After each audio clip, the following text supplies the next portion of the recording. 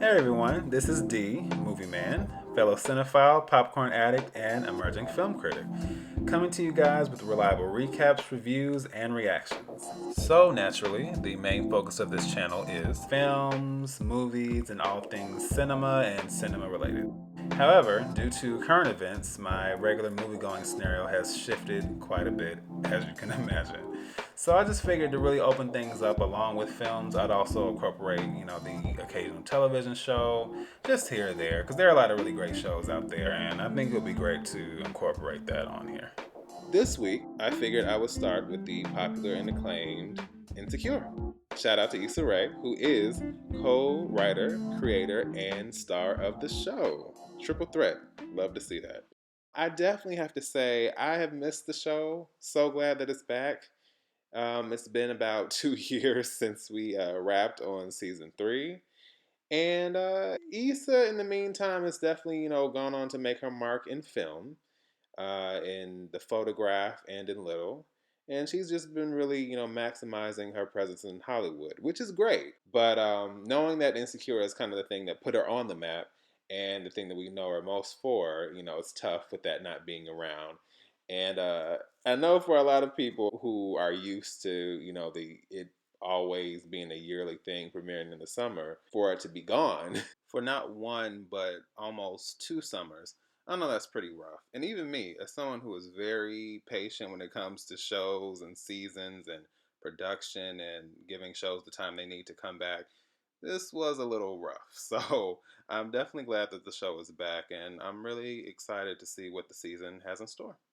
So before I even get too deep into the show and the premiere and, catching up on what's happened last season, leading up till now, I definitely have to take some time to give some commentary on the music in this show because, man, this show, just from season one to now, has been just so on point, so excellent.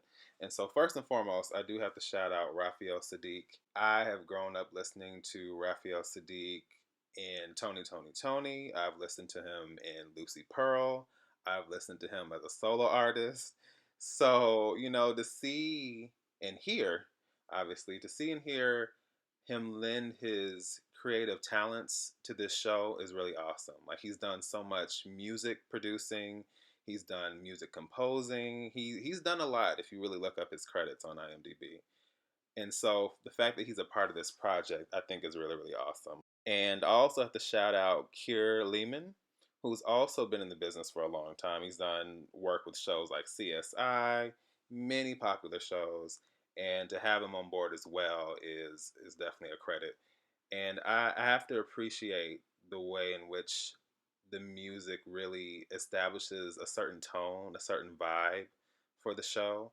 It's very mellow, very laid back, very cool, very calm, and it kind of fits the characters. It kind of just fits, LA. I'm not from LA, but just the vibe that I get from the show, or what it might be like to be a young black person living in LA, it definitely fits that. So definitely shout out to the music team because the music is on point every single time.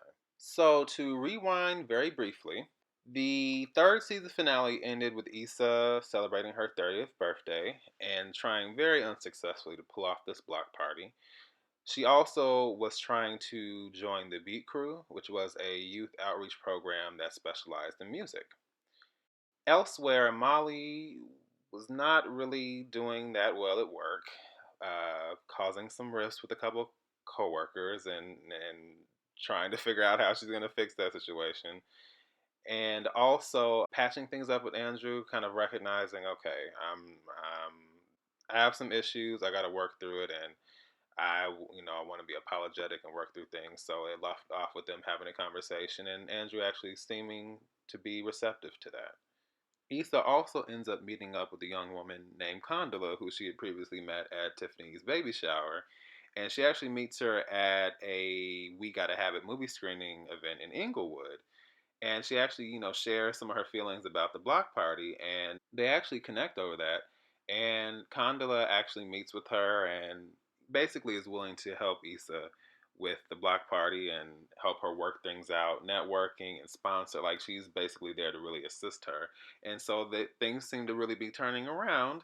And elsewhere, we see that Condola is on a date with none other than Lawrence. Yeah, great.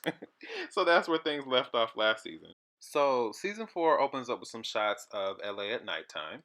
And we actually see a couple of shots of the block party, or what we presume to be the block party. And we see Issa at home, just relaxing on the phone. And in a very surprise move, she tells the person that she's basically not fooling with Molly anymore. I'm kind of thinking, all right, so I'm not sure what has happened since that finale, but clearly a lot has happened, and I'm not sure how or why. Meanwhile, on the television, we actually see that we have our new show within the show for the season. Actually, forgot that there wasn't one for season 1, but season 2, we had Due North. We had the slavery drama, obviously based on Underground, which starred Regina Hall, which was hilarious. Season 3, last season, we had the 90s sitcom Kev'yn, obviously based on one of my all-time favorite black sitcoms, Martin. And that was starring the talented Erica Alexander. And now it looks like we have Looking for LaToya, which is basically a crime docuseries, which is starring Terry J. Vaughn as Rose Cranberry, the host. And it's not until I really just said this, but I realized that all of these shows have very popular and underrated black actresses as the lead. I grew up watching all of them: Steve Harvey Show, Living Single, Scary Movie, in various projects. And all of them had a very positive effect on my upbringing and shaping the way in which I saw and appreciated seeing black women on screen.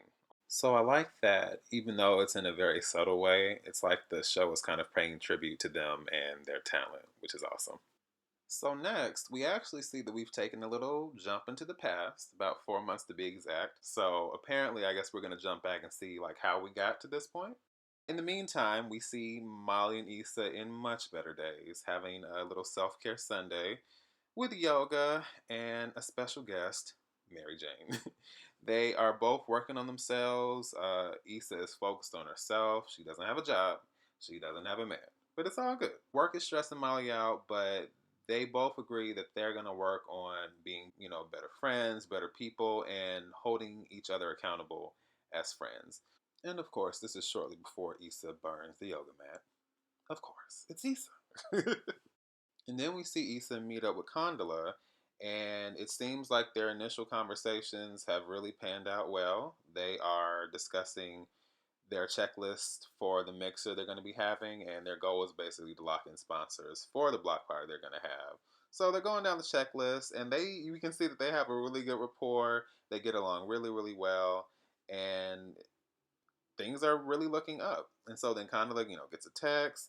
They're talking. Issa comments on the fact that she looks so happy, and she mentioned Condola mentions that there's this guy she's been dating for a month, and how the guy will be the mixer, so Issa can meet him. Yeah, well, and Issa is totally like, yeah, I can't wait. Yeah, we'll see. Elsewhere, we see Molly out bowling with Andrew, and they are on a date. So it does look like the rest of that conversation went really well. Andrew actually has cut his hair, so that was a change. But they have good chemistry. They're having a good time. Looks like they're really going strong for now. And then, of course, we jump and see that Issa is getting her cardio in, shall we say, or a form of cardio. Yeah, there's a new guy in the mix, and they are definitely having a time together. That's the best way I can say it. And it's definitely a change of pace from some of the guys she's dated. But he seems to be a cool enough guy, and they seem to get along very well. Even outside of their time together, he gives her some gifts, and I don't know, they seem to have a really good chemistry, real good energy together. So then we see Issa and Molly out shopping because Issa is trying to get some new looks for the mixer that's coming. And when I say get new looks, I mean return the clothes she already has for new clothes. Yeah. Now listen, I can't specifically relate to that, but I know the struggle. I have friends who know the struggle, so look, no judgment here. She's trying to get some new looks because we have this mixer, and Condola is bringing in all this important people. And even though Issa is a very self-assured woman, an awkward self-assured woman, she is kind of starting to feel a little out of her league because Condola seems to have a certain level of professionalism, of elegance, and such. And I don't know, Issa's starting to kind of second guess what she's bringing to the table, and she really wants to put her best foot forward. But Molly does reassure her, and she's basically like, look, don't second guess yourself and don't act like you're not bringing something to the table, because you've done events before, you've raised money before. Yes, this might be on a bigger scale, but you weigh more now. Issa's like, yeah, I'm not feeling the analogy, but I like the energy. Listen, I have so many friends, and I've been that friend, and I've had friends, and it's just like, look, you understand the heart of the message. The delivery is off, but it's motivation. So yes, Molly is being motivational, and that's great. So we see Issa and Condola again, and they are having another conversation about the mixer, meeting up again, and a very pregnant Tiffany shows up, and she is so pleased with herself that her baby shower brought Condola and Issa together. Issa politely reminds Tiffany that they actually met at the cemetery, but Tiffany ain't trying to hear that. She knows it was because of her. She's the one who brought it together. That's what's important. Issa lets it go, which is best. So Condola says that, well, your baby shower also brought, me and my man together. So Issa's kind of like, huh? Tiffany's like, oh, wait, you mean like that whole situation with that one guy that didn't go anywhere? Well, the problem is that it did go somewhere. And now Issa's trying to figure out, well, who did you meet at the baby shower? Because it wasn't that many men. Was it that tall loser Dro? Accurate description, by the way. But no, it was not Dro. Condola says it's a guy named Lawrence. Well, Issa knows who Lawrence is. We know who Lawrence is. Tiffany also knows who Lawrence is. And so we end up with this very tense, awkward moment of the realization of, oh no, what are we going to do now? But, oh, Tiffany, you know what? It's fine. It's fine. They're not together. It's fine. And they're still sitting there like, and Tiffany's just like, oh no, it's fine. It's fine. And she walks out. It's fine. It's fine. Never mind that she left a whole wake of confusion and awkwardness and chaos behind. It's fine. It's fine. And that scene ends with Issa trying to awkwardly joke about dating one of Condola's exes, which only makes things worse. And afterwards, she tries to call Molly, and she doesn't answer, and that doesn't help. Which is also followed by a horrible fantasy sequence in which Issa must witness Lawrence and Condola having sex, basically making fun of the fact that she has no connections, that she has to return her clothes to the store, and that she's just whack overall. And that definitely does not help. Lawrence and Condola have a conversation, and she basically admits that, hey, I am working with your ex. Lawrence is definitely thrown off by that. And Condola is more thrown off by the fact that they were together for 5 years, which was pretty significant. There's kind of a lot of tension right there, but basically, Lawrence tells her that she should continue to support Issa and help her out because it would be terrible if she were to bail out on her, which it would be. And Condola understands that, she acknowledges that, but you can tell that she is just not 100% cool with this at all. So then we see Molly and Andrew. They're on the way to Issa's mixer. And Molly makes a really interesting statement. She warns Andrew that Issa's event may be a little homegrown, but she's trying. Basically saying that the event is going to be somewhat, I guess, pedestrian. I mean, she may as well just say it's going to be ghetto. Because that's kind of what I heard, which was kind of like, all right, I'm not sure how supportive that statement is, but I'm just going to let that slide for right now. She also ends up realizing after Andrew gets a text and she's kind of joking around with him, she basically kind of realizes that he's also seeing other people at the same time. And she's obviously not happy with it, but we know Molly is not going to say anything. She's just going to internalize everything and then just let it kind of blow up at the wrong moment. And the problem is, and I don't know what the conversation was because we didn't see it, but clearly that needed to have been established during that initial conversation, how things were. So if the expectation of monogamy was not there, or we're like, hey, we're in a serious relationship, then we can't just assume like, oh, you're not, dating other people. So we already know how that's gonna go. We get to the mixer setup, and we see that Issa's brother Amal is actually helping out. He's going to be the DJ. And of course, Condola shows up, and she and Issa are interacting. And it's really obvious that this whole Lauren situation has really kind of messed things up.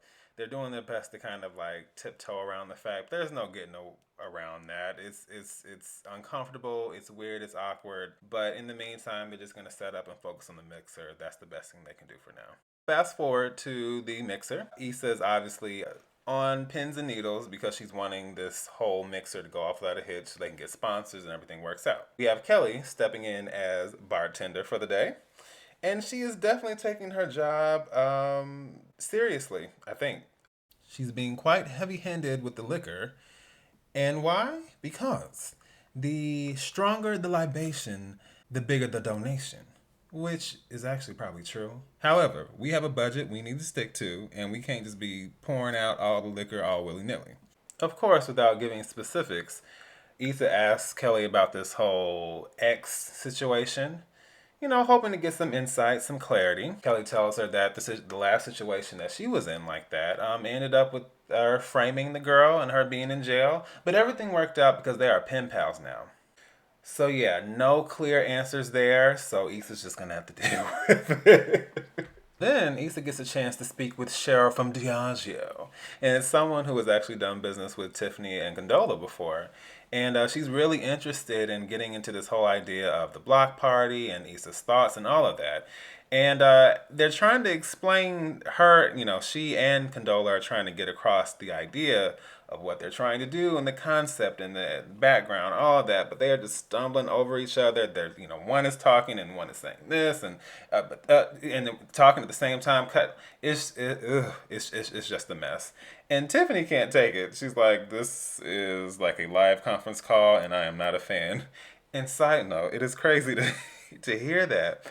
Especially considering that's our main source of communication. It's crazy when shows end up having unintentional foreshadowing because, this was filmed who knows how long ago and no one would ever thought that this would be our situation now, but that is literally our reality. That's how we communicate.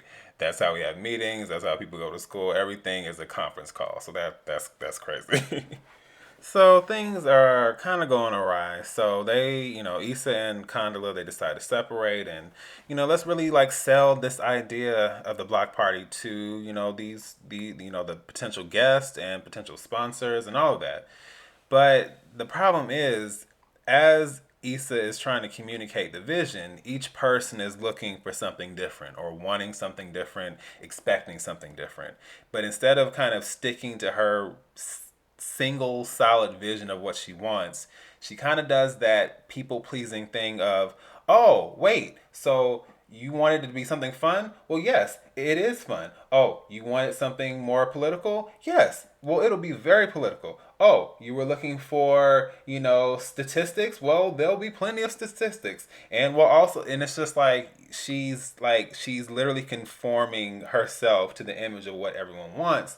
And the problem is when you do that, you lose everything that was important about your vision for this. Who's gonna understand that when you're pushing yourself in all these different directions? So, that's not really working either. While this is all going on, Molly and Andrew finally make it to the mixer. Molly's energy is obviously off. One, because of the whole situation with Andrew.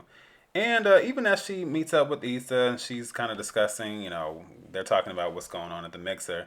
It seems like Molly still kind of has this kind of kind of a somewhat disapproving eye about everything, about the fact that, TSA Bay, is security and just, I don't know, the energy is really off. And yeah, Molly decides to, brings up this whole thing with Andrew, which really, is not the time. Issa's obviously stressed about what's going on. And then, as she tries to have that conversation, Issa gets interrupted and she has to leave. And of course, this is the perfect time for Amal to do what?